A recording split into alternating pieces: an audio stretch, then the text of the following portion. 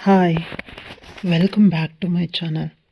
ನನ್ನ ಸೆಕ್ರೆಟ್ರಿ ಸೌಮ್ಯ ಫೈಲ್ನ ಸಬ್ಮಿಟ್ ಮಾಡುವಾಗ ಅವಳ ತುಂಬಿದ ಸೌಂದರ್ಯ ಕಾಣಿಸ್ತಿತ್ತು. ಅದನ್ನೇ ನೋಡ್ತಾ ನಾನು ಮೈ ಮರೆತಿದ್ದೆ. ತುಂಬ ಆಕರ್ಷಣೀಯವಾಗಿ ಕಾಣಿಸ್ತಿತ್ತು. ಅದನ್ನು ನೋಡಿದೆ. ಅವಳು ಇದೇನು ಸರಿ ಈ ರೀತಿ ನೋಡ್ತಿದ್ದೀರಾ ಅಂತ ಕೇಳಿದ್ಲು. ಆಗ ನಾನು ಅವಳನ್ನು ಮಲಗಿಸಿ ಅವಳ ದೇಹದ ಸುಖನ ಸವಿದೆ. ಮುಂದೆ ಏನಾಯಿತು ತಿಳ್ಕೋಬೇಕು ಅಂದರೆ ಕಥೆನ ಪೂರ್ತಿಯಾಗಿ ಕೇಳಿಸ್ಕೊಡಿ. ನನ್ನ ಹೆಸರು ರಾಜ. ಅಪ್ಪ ಅಮ್ಮನ ಮುದ್ದಿನ ಮಗ. ನಾನು ಕೊನೆ ಮಗ. ನನ್ನನ್ನು ಚಿಕ್ಕಂದಿನಿಂದ ರಾಜನ ರೀತಿಯೇ ಸಾಕಿದರು.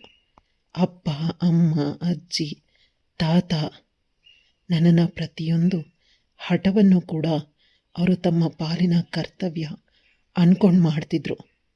ಅವರೆಷ್ಟೊಂದು ಹಠ ಮಾಡ್ತಾನೆ, ನಾಳೆ ನಿಮಗೆ ಇನ್ನೂ ದೊಡ್ಡ ದೊಡ್ಡ ವಿಷಯದಲ್ಲಿ ಹಠ ಮಾಡಿ ತೊಂದರೆ ಮಾಡ್ತಾನೆ. ಈಗಲೇ ಅವನನ್ನು ಸರಿ ದಾರಿಗೆ ತಂದಿಲ್ಲ ಅಂತಂದರೆ ನೀವು ತುಂಬ ಕಷ್ಟಪಡ್ತೀರ ಅಂತ. ಆದರೆ ನಮ್ಮ ಮನೆಯವರು ಅದನ್ನೇನೂ ಕೇಳ್ತಿರ್ಲಿಲ್ಲ. ಯಾಕಂದರೆ ನಮ್ಮ ಮಗನ ಆಸೆಗಳನ್ನು ಪೂರೈಸೋದು ನಮ್ಮ ಕರ್ತವ್ಯ ಅಂತ ಹೇಳ್ತಿದ್ರು. ದಿನಗಳು ಕಳೆದಂತೆ ನಾನು ಕಾಲೇಜಿಗೆ ಸೇರಿದೆ.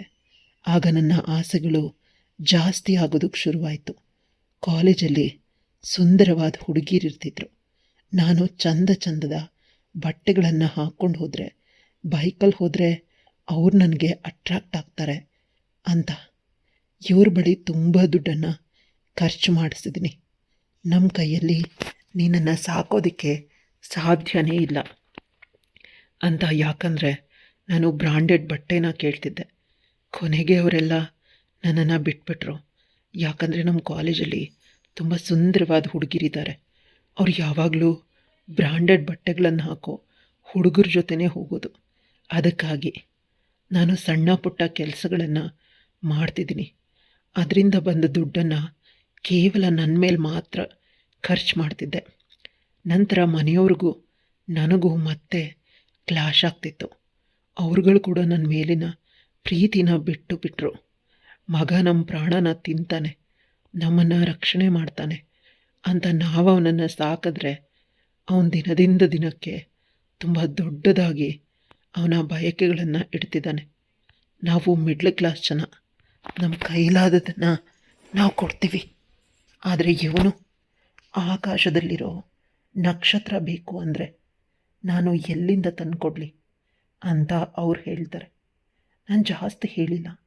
ತಿಂಗಳಿಗೆ 1,00,000 ಪಾಕೆಟ್ ಮನಿ, ಅದೇನು ದೊಡ್ಡದಾ? ನನ್ನ ಗೆಳೆಯರೆಲ್ಲ 2,00,000 5,00,000 ಪಾಕೆಟ್ ಮನಿ ತರ್ತಾರೆ ಅಂತ ಇವನೇ ಹೇಳ್ದ. ಅಷ್ಟು ಪಾಕೆಟ್ ಮನಿ ಇದ್ದರೆ ಮಾತ್ರ ಹುಡುಗಿರು ಇವನು ಬುಟ್ಟಿಗೆ ಬೀಳೋದು. ಪ್ರೀತಿ ಕಾಲೇಜಿನ ಎಲ್ಲ ಹುಡುಗಿರಿಗಿಂತ ಸುಂದರವಾದ ಹುಡುಗಿ, ಅವಳನ್ನು ಬುಟ್ಟಿಗೆ ಹಾಕೋಬೇಕು ಅಂತ ಇವನು ಜಿಮ್ಮಿಗೆ ಸೇರಿದ್ದ. 6 ಪ್ಯಾಕ್ ಬರೆಸ್ಕೊಂಡ. ಅವಳಿಗಾಗಿ ತುಂಬ ಕಷ್ಟಪಡ್ತಿದ್ದಾನೆ. ಅವನಮ್ಮನ ಒಡವೆಗಳನ್ನು ಮಾರಿ ಶೋಕಿ ಮಾಡ್ತಿದ್ದಾನೆ. ಅಮ್ಮನನ್ನು ದುಡ್ಡಿಗಾಗಿ ಪೀಡಿಸಿದಾಗ ಅವಳು ವಿಧಿ ಇಲ್ಲದೆ ತನ್ನ ಒಡವೆಗಳನ್ನು ಕೊಡಬೇಕು. ಅವಳ ಗಂಡ ನಯಾ ಪೈಸಾ ಖರ್ಚಿಗೆ ಕೊಡೋದಿಲ್ಲ. ಮಗ ಬಲವಂತ ಕಾಡ್ದಾಗ ಬೇಡ್ದಾಗ ವಿಧಿ ಇಲ್ಲದೆ ಆ ತಾಯಿ ತನ್ನ ಒಡವೆಗಳನ್ನು ಕೊಡೋದಕ್ಕೆ. ಆದರೆ ಇವನು ಪ್ರೀತಿಗಾಗಿ ಖರ್ಚು ಮಾಡ್ದ. ಪ್ರೀತಿ ಇವನ ಬಳಿ ದುಡ್ಡಿರೋವರೆಗೂ ಇದ್ಲು. ಇವನ ಬಳಿ ದುಡ್ಡು ಖಾಲಿ ಆದಮೇಲೆ ಇವನ ಗೆಳೆಯ ರಾಕೇಶ್ ಜೊತೆ ಹೋದ್ಲು. ರಾಕೇಶ ತುಂಬ ಶ್ರೀಮಂತ ಅಂತ ಕಾಲೇಜಲ್ಲಿ ಅವಮಾನ ಆಯಿತು. ಇವನು ಬಡವ್ರ ಮಗ ಅಂತ, ತಾನು ಬದುಕೋದೇ ಬೇಡ, ಈ ಪ್ರಪಂಚ ನನಗೆ ಬೇಡ ಅಂತ ರೋಡಲ್ಲಿ ಬರಬೇಕಾದಾಗ ಒಂದು ಮಗು ಅಕಸ್ಮಾತಾಗಿ ಬೇರೆಯವರ ಕಾರಿಗೆ ಸಿಕ್ಕಾಕ್ಕೊಂಡು ಸ್ವಲ್ಪ ಸಣ್ಣದಾಗಿ ಆಕ್ಸಿಡೆಂಟ್ ಆದಾಗ ಆ ಮಗುವಿನ ಅಪ್ಪ ಅಮ್ಮ ಜೋರಾಗಿ ಅಳ್ತಿದ್ದಾರೆ, ಮುಗಿಲು ಮುಟ್ಟುವಂತೆ. ಆಗಿರುವಾಗ ಆಯ ಸ್ವಲ್ಪ ಅಷ್ಟೇ ಮೂಗಿಟ್ಟು, ಜೋರಾಗೇನೂ ಆಗಿಲ್ಲ. ನಮ್ಮ ಮಗುಗೆ ತೊಂದರೆ ಆಯಿತು, ಮುಂದೆ ಏನು ಮಾಡೋದು ಅಂತ ಅವ್ರ ಅಪ್ಪ ಅಮ್ಮ ಅಳ್ತಿದ್ದಾರೆ. ಅದೇ ರೀತಿ ಅಲ್ವಾ, ನನಗೇನಾದರೂ ತೊಂದರೆ ಆದರೆ ನಾಳೆ ನನ್ನ ಅಪ್ಪ ಅಮ್ಮ ಕೂಡ ಜೀವನ ಪರ್ಯಂತ ಇದೇ ರೀತಿ ಅಳ್ತಾರೆ. ಅವರನ್ನು ನಾನು ಹೀಗೆ ಅಳೋದಕ್ಕೆ ಬಿಟ್ಟು ಹೋಗೋದಕ್ಕೆ ಸಾಧ್ಯ ಇಲ್ಲ ಅಂತ ಅವ್ರು ಸಹಾಯ ಮಾಡಿದ್ದನ್ನು, ಅವ್ರ ಪ್ರೀತಿಯಿಂದ ಇವನನ್ನು ನೋಡ್ಕೊಂಡಿದ್ದನ್ನು ಎಲ್ಲನೂ ನೆನೆಸ್ಕೊಂಡು ಅವನು ತುಂಬ ಎಮೋಷ್ನಲ್ ಆದ. ಕೇವಲ ಒಂದು ಬಣ್ಣದ ಚಿಟ್ಟೆ ನನ್ನ ಬಳಿ ದುಡ್ಡಿಲ್ಲ ಅಂತ ಹೊರಟೋದ್ಲು. ದುಡ್ಡಿರೋ ಮನುಷ್ಯನ ಬಳಿ ಅದೇನು ದೊಡ್ಡ ವಿಷಯ ಅಲ್ಲ. ಆದರೆ ನಾನು ತುಂಬ ಎತ್ತರ ಬೆಳಿಬೇಕು ಅಂದರೆ ತುಂಬ ದುಡ್ಡನ್ನು ಸಂಪಾದನೆ ಮಾಡಬೇಕು. ಅದೇನು ಕಷ್ಟ ಅಲ್ಲ. ನಾನು ತುಂಬ ಚೆನ್ನಾಗಿ ಓದ್ತೀನಿ. ಈ ಬಾರಿ ಇಂಜಿನಿಯರಿಂಗ್ ಕಾಲೇಜಲ್ಲಿ ಫ್ರೀ ಸೀಟನ್ನ ನಾನು ತಗೊಳ್ಳೇಬೇಕು ಅಂತ ಅದನ್ನೇ ಚಾಲೆಂಜಾಗಿ ತಗೊಂಡು ಚೆನ್ನಾಗಿ ಓದಿದೆ. ಈಗ ಟಾಪ್ ಮೋಸ್ಟ್ ಕಾಲೇಜಲ್ಲಿ ಇಂಜಿನಿಯರಿಂಗ್ ಸೀಟ್ ಸಿಕ್ಕಿದೆ. ಅದು ಫ್ರೀ ಸೀಟ್. ಇಡೀ ಕರ್ನಾಟಕಕ್ಕೆ ನಂಬರ್ 1 ಕಾಲೇಜಲ್ಲಿ ನನಗೆ ಫ್ರೀ ಸೀಟ್ ಸಿಕ್ಕಿರೋದು ತುಂಬ ಖುಷಿ ಪಡ್ತಾರೆ. ನಮ್ಮ ಕಾಲೇಜಿನ ಹುಡುಗ ಎಷ್ಟೊಂದು ಒಳ್ಳೆ ಸಾಧನೆ ಮಾಡಿದ್ದಾನೆ ಅಂತ. ಆದರೆ ಅವಳು ಮಾತ್ರ ಕಷ್ಟಪಡೋದು, ಜೊತೆಗೆ ಅವಳ ಬಾಯ್ ಫ್ರೆಂಡ್ ಕೂಡ ತುಂಬ ಕಷ್ಟಪಡ್ತಾನೆ. ತಿಂಗಳಿಗೆ ನನಗೆ 2 ಲಕ್ಷ ಸಂಪಾದನೆ ಬರುತ್ತೆ. ನಂಬರ್ 1 ಕಂಪ್ನಿನಲ್ಲಿ ನನಗೆ ಕೆಲಸ ಸಿಕ್ಕಿರೋದು. ಇದೆಲ್ಲ ಅವಳ ಮೇಲಿನ ಸಿಟ್ಟಿಗೆ ನಾನು ಹಗಲು ರಾತ್ರಿ ಚೆನ್ನಾಗಿ ಓದಿದ್ರ ಫಲ. ಕಂಪನಿಯಿಂದ ಒಂದು ಫ್ಲಾಟ್ನ ಕೊಟ್ಟಿದ್ದಾರೆ. ನೆಮ್ಮದಿ ಆಗಿದ್ದೀನಿ. ಇಂದು ಒಂದು ಮೀಟಿಂಗ್ ಇತ್ತು ಬೇರೆ ಕಂಪನಿಯವ್ರ ಜೊತೆ. ಆ ಕಂಪನಿಯ CEO ಹೆಂಡತಿ ನನ್ನ ಹಳೆಯ ಪ್ರೇಯಸಿ ಪ್ರೀತಿ. ರಾಕೇಶ್ನನ್ನು ಬಿಟ್ಟು ಇಂದು ITR ಕಂಪನಿಯ ಮಾಲೀಕನ 2ನೇ ಹೆಂಡತಿಯಾಗಿದ್ದಾಳೆ. ಮೊದಲ ಹೆಂಡತಿಗೆ ಡೈವೋರ್ಸ್ ಇವಳಿಂದ ಅಂತೆ. ನನಗೆ ಗೊತ್ತಿಲ್ಲ. ಆದರೆ ನಾನು ITR ಕಂಪನಿಗಿಂತ ದೊಡ್ಡ ಕಂಪ್ನಿನ ಕಟ್ಟಬೇಕು ಅಂತ ಕೆಲಸನ ಬಿಟ್ಟು ಹೊಸ ಸ್ಟಾರ್ಟಪ್ಪನ್ನು ಶುರು ಮಾಡಿದೆ. ಮನೆಯಲ್ಲಿ ಇದಕ್ಕೆ ಯಾರೂ ಒಪ್ಪಿಗೆ ಇರಲಿಲ್ಲ. ಸುಮಾರು 1 ವರ್ಷಗಳ ಕಾಲ ಅವರನ್ನು ನಾನು ಒಪ್ಪಿಸ್ದೆ ಆಯಿತು. ಅಜ್ಜಿ ಮಾತ್ರ ತನ್ನ ಬೆಲೆ ಬಾಳೋ ಒಡವೆಗಳನ್ನು ತಾನಿಟ್ಟಿದ್ದ ಇಷ್ಟು ದಿನದ ಸೇವಿಂಗ್ಸನ್ನು ನನಗೆ ಕೊಟ್ಟಳು. ಅವಳು ತುಂಬ ಸಹಾಯ ಆಯಿತು. ಮನೆ ಖರ್ಚನ್ನು ಅಪ್ಪ ನೋಡ್ಕೊಳ್ತಿದ್ರು. ನಿನ್ನ ಸಂಬಳನ ಎತ್ತಿಡು, ನೀನು ಹೊಸ ಮನೆನ ತಗೊಳ್ಳುವಂತೆ ಅಂತ ಅಪ್ಪ ಹೇಳ್ತಿದ್ರು. ಆದರೆ ಹೊಸ ಮನೆ ತಗೊಳ್ಳೋದಕ್ಕಿಂತ ಹೆಚ್ಚಾಗಿ ನನ್ನ ಕಂಪ್ನಿನ ಉದ್ಧಾರ ಮಾಡಬೇಕು ಅಂತ ಹೊಸ ಸ್ಟಾರ್ಟಪ್ನ ಶುರು ಮಾಡಿದೆ. ಮೊದಲು ಫೇಲ್ಯೂರ್ ಆದರೂ ಕ್ರಮೇಣ ಪಿಕಪ್ ಆಯಿತು. ಈಗ ತಿಂಗಳಿಗೆ ಕೋಟಿಗಟ್ಟಲೆ ನನ್ನ ಕಂಪನಿಯಿಂದ ವಹಿವಾಟು ನಡೆಯುತ್ತೆ. ಇದು ಪ್ರತಿಯೊಬ್ಬರಿಗೂ ಕೂಡ ಆಶ್ಚರ್ಯಕರವಾದ ವಿಷಯ. ಕರ್ನಾಟಕದಲ್ಲಿ ಇದೇ ಮೊದಲ ಕಂಪನಿ. ಇಷ್ಟೊಂದು ಬೇಗ, ಇಷ್ಟೊಂದು ಕಡಿಮೆ ಸಮಯದಲ್ಲಿ ಇಷ್ಟೊಂದು ಸಂಪಾದನೆ ಮಾಡ್ತಾ ಇರೋದು. ನನ್ನ ಕಂಪನಿಯ ಸೆಕ್ರೆಟ್ರಿ ಶಂಕರ್ ಎಷ್ಟು ಜಾಸ್ತಿ ಸಂಬಳ ಕೊಟ್ಟರೂ ಕೂಡ ನಮ್ಮ ಕಂಪನಿಯ ದೊಡ್ಡ ಪ್ರಾಜೆಕ್ಟನ್ನು ಆಪೋಸಿಟ್ ಕಂಪನಿಯವರಿಗೆ ಡೀಲ್ ಮಾಡ್ದ. ನನ್ನ ಎಲ್ಲ ಯೋಜನೆಗಳನ್ನು, ಅಂದರೆ ನನ್ನ ಪ್ರಾಜೆಕ್ಟ್, ನನ್ನ ಯೋಚನೆ ಯಾವ ರೀತಿ ಇತ್ತು ಅದೇ ರೀತಿ ಅವರು ಪ್ರಾಜೆಕ್ಟ್ ಮಾಡಿದ್ದಾರೆ. ಅನುಮಾನ ಬಂದಾಗ ತಿಳಿತು ಶಂಕರ್ ಮೋಸ ಮಾಡಿದ್ದಾನೆ ಅಂತ. ಅದಕ್ಕೆ ಅವನನ್ನು ಆ ವಿಷಯ ತಿಳಿದ ಸಮಯದಲ್ಲಿ ಕಲಹದಿಂದ ತೆಗೆದೆ. ಅವನನ್ನು ಕೆಲಸದಿಂದ ತೆಗೆದ ಮೇಲೆ ನನಗೆ ಸೆಕ್ರೆಟ್ರಿ ಅರ್ಜೆಂಟ್ ಆಗಬೇಕಿತ್ತು ನಮ್ಮ ಕಂಪನಿಯ ಎಲ್ಲ ವಿಚಾರಗಳನ್ನು ನೋಡ್ಕೊಳ್ಳೋದಕ್ಕೆ. ಅದಕ್ಕೆ ಈ ಬಾರಿ ಹುಡುಗಿನ ನೋಡೋಣ ಅಂತ. ಹುಡುಗಿ ಆದರೆ ಸ್ವಲ್ಪ ನಿಯತ್ತಾಗಿರ್ತಾರೆ, ಹುಡುಗರ ರೀತಿ ಇರೋದಿಲ್ಲ ಅಂತ ತುಂಬ ಇಂಟರ್ವ್ಯೂಗಳನ್ನು ಆದರೂ ಕೂಡ ಯಾವ ಹುಡುಗಿನೂ ನನಗೆ ಇಷ್ಟ ಆಗಲಿಲ್ಲ. ಅವಳು ನೋಡೋದಕ್ಕೆ ಸುಂದರವಾಗಿರಬೇಕು ಅನ್ನೋದೇನೂ ಇಲ್ಲ, ಆದರೆ ತುಂಬ ಒಳ್ಳೆಯವಳಾಗಿರಬೇಕು, ಇಂಟೆಲಿಜೆಂಟ್ ಆಗಿರಬೇಕು, ಎಲ್ಲಕ್ಕಿಂತ ಹೆಚ್ಚಾಗಿ ಹಾನೆಸ್ಟ್ ಆಗಿರಬೇಕು. ನಮ್ಮ ಕಂಪನಿ ಸೀಕ್ರೆಟ್ ಲೀಕ್ ಮಾಡಬಾರ್ದು. ಯಾಕಂದರೆ ಬುದ್ಧಿ ನನಗೆ ತುಂಬ ಇದೆ. ಸೆಕ್ರೆಟ್ರಿ ನಾನು ಹೇಳಿದ ಹಾಗೆ ಕೇಳ್ಕೊಂಡಿದ್ರೆ ಸಾಕು ಅನ್ನೋದು ಅವನ ಆಲೋಚನೆ ಆಗಿತ್ತು. ಇವನ ಆಲೋಚನೆಗೆ ತಕ್ಕಂತೆ ಒಂದು ಹುಡುಗಿ ಸೆಲೆಕ್ಟ್ ಆದಳು. ಅವಳ ಹೆಸರು ಸೌಮ್ಯ. ಹೆಸರಿಗೆ ತಕ್ಕಂತೆ ಸೌಮ್ಯವಾಗಿ, ತುಂಬ ಸೈಲೆಂಟ್ ತುಂಬ ಅನಿಸುತ್ತೆ. ಅವಳನ್ನು ನೋಡಿದ್ರೆ ನಾವೇ ಸಡನ್ನಾಗಿ ಏನು ಮಾತಾಡೋದಕ್ಕೂ ಸಾಧ್ಯ ಇಲ್ಲ. ಸ್ವಲ್ಪ ಫಿಲ್ಟರ್ ಮಾಡಿ ಮಾತಾಡಬೇಕು. ಅಷ್ಟವಳು ಸ್ಟ್ರಾಂಗ್ ಆಗಿದ್ದಾಳೆ. ಆ ಸ್ಟ್ರಾಂಗ್ ಇರೋ ಹುಡುಗಿ ನನಗೆ ಬೇಕು ಅಂತ ಸೀಕ್ರೆಟ್ರಿ ಸಂಬಳನ ಡಬಲ್ ಮಾಡಿ ಅವಳನ್ನು ಕೆಲಸಕ್ಕಿಟ್ಕೊಂಡೆ. ಅವಳು ಖುಷಿಪಟ್ಲು. ನಾಳೆಯಿಂದ ಕೆಲ್ಸಕ್ಕೆ ಬನ್ನಿ ಅಂದರೆ, ಇಲ್ಲ ಸರ್, ಇವತ್ತಿನಿಂದನೇ ಕೆಲಸ ಮಾಡ್ತೀನಿ, ನನಗೆ ಕೆಲಸ ಮಾಡೋದು ಅಂದರೆ ತುಂಬ ಇಷ್ಟ ಅಂತಂದ್ಲು. ನಾನು ಅಂದ್ಕೊಂಡಿದ್ದಕ್ಕಿಂತ ತುಂಬ ಚೆನ್ನಾಗಿ ಎವಿಡೆಂಟ್ ಅಂತ ನಾನು ಖುಷಿಪಟ್ಟೆ. ನನಗೆ ಈ ರೀತಿ ಹುಡುಗಿನೇ ಬೇಕಾಗಿತ್ತು. ಕೆಲಸಕ್ಕಾಗಿ ನಾನು ತುಂಬ ಸುಂದರವಾದ ಕಂಪನಿಯನ್ನು ಕಟ್ಟಿದ್ದೀನಿ. ಅದಕ್ಕೆ ಕೆಲಸದವರು ಕೂಡ ತುಂಬ ನಿಷ್ಠೆಯಿಂದ ಇರಬೇಕು ಅಂತ ನಾನು ಬಯಸಿದ್ದೆ. ಅದೇ ರೀತಿ ಆಗ್ತದೆ. ಈ ಹುಡುಗಿನ ನೋಡಿದ್ರೆ ಇವಳು ತುಂಬ ವರ್ಷಗಳ ಕಾಲ ಇಲ್ಲಿ ಕೆಲಸ ಮಾಡ್ತಾಳೆ, ನನ್ನ ಕಂಪ್ನಿನ ರಕ್ಷಣೆ ಮಾಡ್ತಾಳೆ ಅಂತ ಅನ್ನಿಸ್ತು. ಅದೇ ರೀತಿ ಆಯಿತು. ಅವಳು ಬಂದ ಮೇಲೆ ನನ್ನ ಕಂಪನಿ ತುಂಬ ಗ್ರೋತ್ ಆಯಿತು. ದಿನದಿಂದ ದಿನಕ್ಕೆ ನಾನು ಅವಳಿಗೆ ದಾಸನಾಗ್ತಾ ಹೋದೆ. ಎಷ್ಟು ಅಂದರೆ ಅದು ಹೇಳ್ಕೊಳ್ಳೋಕ್ಕೂ ಸಾಧ್ಯ ಇಲ್ಲ. ಅವಳು ಕಣ್ಣಲ್ಲಿ ತೋರಿಸಿದ್ದನ್ನು ನನ್ನ ತಲೆ ಮೇಲೆ ಹೊತ್ಕೊಂಡು ಮಾಡ್ತಿದ್ದೆ. ನೀನು ನನ್ನ ಸರ್ವಸ್ವ, ನೀನು ನನ್ನ ಪ್ರಾಣ ಅನ್ನೋಷ್ಟು ಅವಳಿಗೆ ಅಡಿಕ್ಟ್ ಆದೆ. ಅದವಳಿಗೆ ಅವಳು ನನ್ನ ಜೊತೆ ಕೇವಲ ಕೆಲಸ ಕೆಲಸ ಅಷ್ಟೇ. ಕೆಲಸ ಬಿಟ್ಟರೆ ಯಾವುದೇ ಫೀಲಿಂಗ್ಸ್ ನನ್ನ ಮೇಲಿಲ್ಲ ಅಂತ ಅನಿಸುತ್ತೆ. ಒಮ್ಮೊಮ್ಮೆ ಬೇಸರನೂ ಆಗುತ್ತೆ. ಆದರೆ ನಾನು ಮಾಡೋ ಪ್ರಯತ್ನ ಮಾಡಿ ಅವಳನ್ನು ಗೆಲ್ಲಬೇಕು ಅಂತ ಅಂದ್ಕೊಂಡೆ. ಇಬ್ಬರೂ ಇವತ್ತು ಕಾಫಿ ಕುಡಿತಾ ಇದ್ವಿ. ನಾನು ಅವಳಿಗೆ ನನಗೆ ಕಾಫಿ ಕುಡಿಯೋದಕ್ಕೆ ಕಂಪನಿ ಕೊಡ್ತೀಯಾ ಅಂತ ಕೇಳಿದಾಗ ಸ್ವಲ್ಪ ಹೊತ್ತು ಯೋಚಿಸಿ, ಸರ್, ನೀವು ಆಫೀಸ್ನ ಬಾಸ್, ಸ್ವಲ್ಪ ಡಿಸ್ಟೆನ್ಸ್ ಮೇಂಟೈನ್ ಮಾಡಬೇಕು. ಇಂಥ ಸಲಿಗೆ ತೋರಿಸಿದ್ರೆ ನಾವು ಕೆಲಸ ಮಾಡೋದಿಲ್ಲ ಅಲ್ವಾ? ಸರಿಯಾಗಿ ಅಂದಾಗ, ನಾಳೆಯಿಂದ ಇಂದು ಕೇವಲ ನನ್ನ ಜೊತೆ ನನಗೆ ಸಹಕಾರ ಅಂತ ಹೇಳಿದಾಗ ಸಹಕರಿಸು ಅಂದರೆ ಕಂಪ್ನಿ ಕೊಡು ಅಂತ ಇವನು ಹೇಳ್ದ. ಅದಕ್ಕೆ ಅವಳು ಒಪ್ಕೊಂಡ್ಳು. ಇಬ್ಬರು ಕಾಫಿ ಕುಡಿತಿದ್ರು. ಅವಳೇ ಇಬ್ರಿಗೂ ಕಾಫಿನ ತಂದಳು. ಇಬ್ಬರು ಕೂಡ ತುಂಬ ಎಂಜಾಯ್ ಮಾಡ್ಕೊಂಡು ಕಾಫಿ ಕುಡಿತಿದ್ರು. ಆದರೆ ಅಷ್ಟರಲ್ಲಿ ಆ ಕಡೆಯಿಂದ ಏನೋ ಶಬ್ದ ಬಂತು. ಅವಳು ಆ ಕಡೆ ತಿರುಗಿದ್ಲು. ಇವನು ಕಾಫಿನ ಅದಲು ಬದಲಾಯಿಸ್ದ. ನಂತರ ಅವಳಿಗೆ ಏನೂ ಅನುಮಾನ ಬಂದಿಲ್ಲ. 2 ಕಪ್ ಒಂದೇ ಥರ ಕಾಫಿ ಇತ್ತು. ಒಂದೇ ಥರ ಕಪ್ ಇದ್ದಿದ್ದರಿಂದ ತಿಳಿಯದೆ ಅದನ್ನು ಕುಡಿದ್ಲು. ರಾತ್ರಿ ಪೂರ್ತಿ ಇವನು ನಿದ್ರೆನೇ ಮಾಡಿಲ್ಲ. ಖುಷಿಯಿಂದ ಮನೆಯಲ್ಲಿ ಇವನ ಬದಲಾವಣೆನ ಗಮನಿಸಿದ ಅಜ್ಜಿ ಏನಾಯಿತು ಅಂತ ಕೇಳಿದ್ಲು. ಮೊದಲು ಸುಳ್ಳು ಹೇಳಿದ್ರು.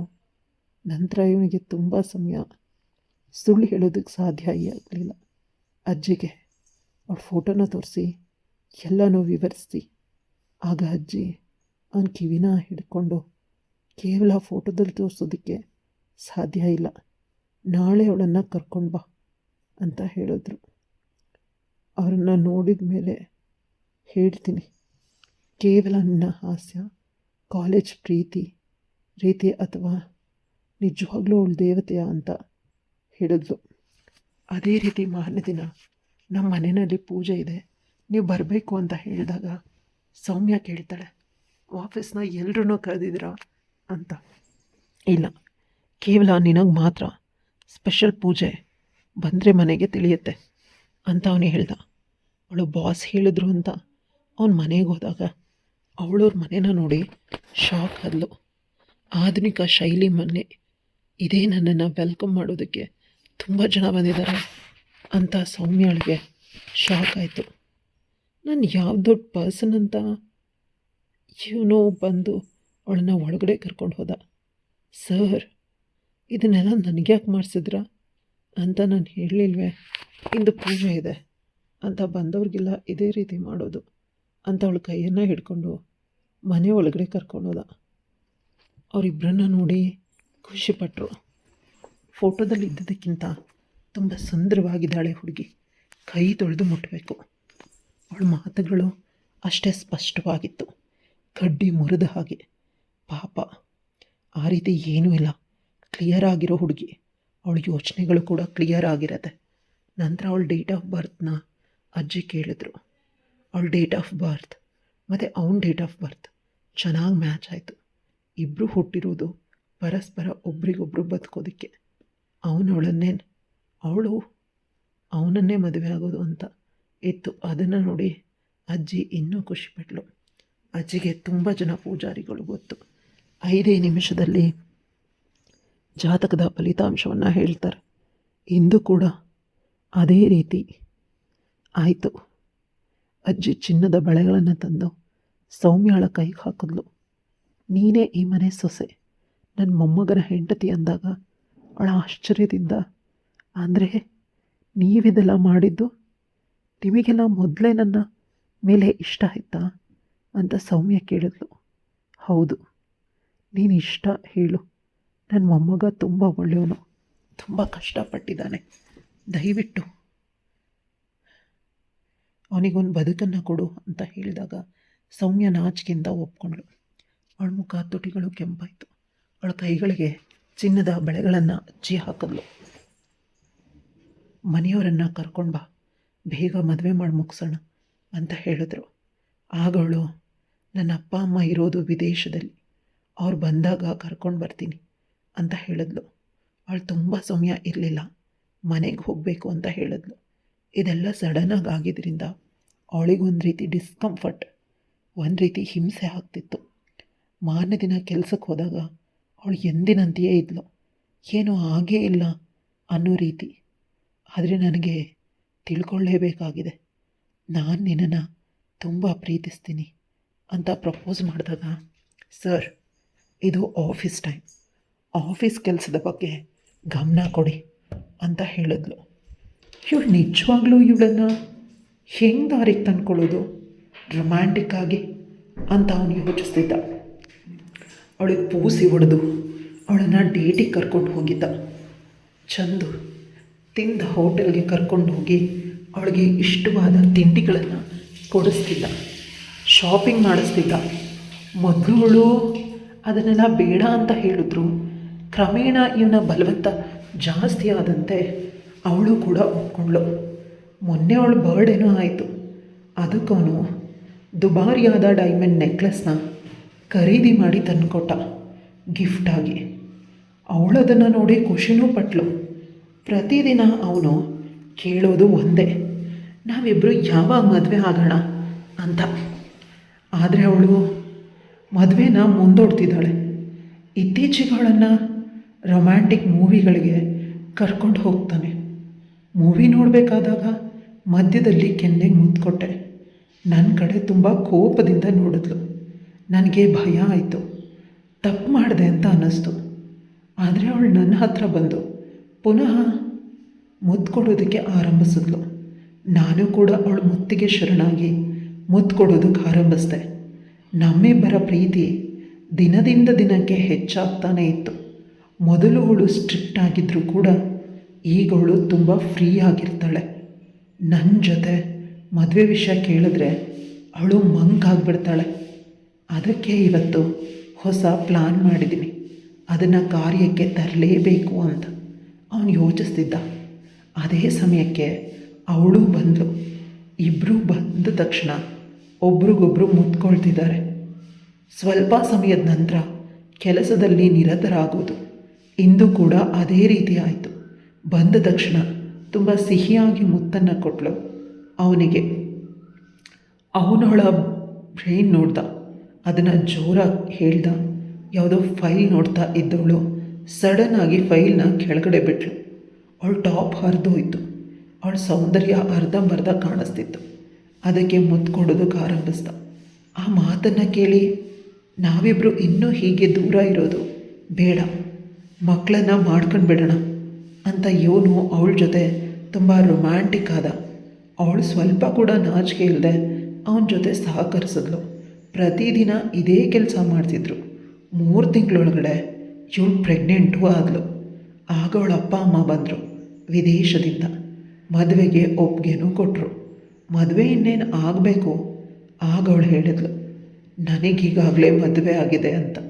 ಅವನು ಹೇಳ್ದ, ನನಗದೆಲ್ಲ ನೀನು ಕೆಲಸಕ್ಕೆ ಸೇರಿದಾಗಲೇ ಗೊತ್ತಿತ್ತು. ನಿನ್ನ ಪಾಸ್ ನನಗೆ ಬೇಡ, ನನಗೆ ನೀನು ಬೇಕು ಅಂತ ಅವನು ಅವಳನ್ನು ಗಟ್ಟಿಯಾಗಿ ತಕ್ಕೊಂಡ. ನಿನಗೆ 10 ಮದುವೆ ಆಗಿದ್ರು, 10 ಜನಕ್ಕೂ ಕೂಡ ಡೈವೋರ್ಸ್ ಕೊಡಿಸಿ 11ನೇ ಬಾರಿ ನಾನು ಮದುವೆ ಆಗ್ತಿದ್ದೆ. ನೀನು ನನ್ನ ಪ್ರಾಣ, ನನ್ನ ಬದುಕು ಅಂತ ಅವಳ ಹಣೆಗೆ ಚುಂಬಿಸ್ದ. ಅವಳಿಗೆ ಎಂದೂ ಕೂಡ ಈ ರೀತಿಯ ಬದುಕು ಬರುತ್ತೆ ಅಂತ ತಿಳಿದಿರಲಿಲ್ಲ. ಯಾಕಂದರೆ ತನ್ನ ಮೊದಲನೇ ಮದುವೆ ವಿಷಯದ ಬಗ್ಗೆ ಹೇಳಿದ್ರೆ ಎಲ್ಲವನಿಗೆ ಬೇಸರ ಆಗಿ ಮದುವೆ ತಪ್ಪು ಹೋಗುತ್ತೋ ಅಂತ ಇಷ್ಟು ದಿನ ಮದುವೆನ ಮುಂದೂಡ್ತಾ ಬಂದಿದ್ಲು. ಇಂದು ಅದಕ್ಕೆಲ್ಲ ಪೂರ್ಣ ವಿರಾಮ ಸಿಕ್ಕಿತ್ತು. ಅವರಿಬ್ಬರು ತುಂಬ ಅದ್ಧೂರಿಯಾಗಿ ಡೆಸ್ಟಿನೇಷನ್ ವೆಡ್ಡಿಂಗ್ ಆದರೂ ಅದಕ್ಕೆ ಅವನ ಹಳೆಯ ಗೆಳೆಯರನ್ನು ಕರೆದಿದ್ದ, ಪ್ರೀತಿಯನ್ನು ಕೂಡ ಕರೆದಿದ್ದ. ಅವಳು ಬಂದಿದ್ಲು. ಮದುವೆನ ನೋಡಿ ಅವಳು ಹೊಟ್ಟೆ ಉರಿ ಪಟ್ಕೊಂಡ್ಳು. ಇವನು ತಾನು ಅಂದ್ಕೊಂಡಿದ್ದನ್ನು ಸಾಧಿಸ್ದ. ಸೌಮ್ಯಾಳನ್ನು ಹೆಂಡತಿ ಮಾಡಿಕೊಂಡು ಸುಂದರವಾದ ಬದುಕನ್ನು ಬದುಕ್ತಿದ್ದಾನೆ. ಕಥೆಯಲ್ಲಿ ಮುಗಿಯುತ್ತೆ. ಕತೆ ಹೇಗಿತ್ತು? ಇಷ್ಟ ಆಗಿದ್ರೆ ಲೈಕ್, ಶೇರ್, ಕಮೆಂಟ್ ಮಾಡೋದನ್ನು ಮರಿಬೇಡಿ. ಇಂತಹ ಇನ್ನಷ್ಟು ಇಂಟ್ರೆಸ್ಟಿಂಗ್ ಕಥೆಗಳಿಗಾಗಿ ನನ್ನ ಚಾನಲ್ನ ಸಬ್ಸ್ಕ್ರೈಬ್ ಮಾಡ್ಕೊಳ್ಳಿ.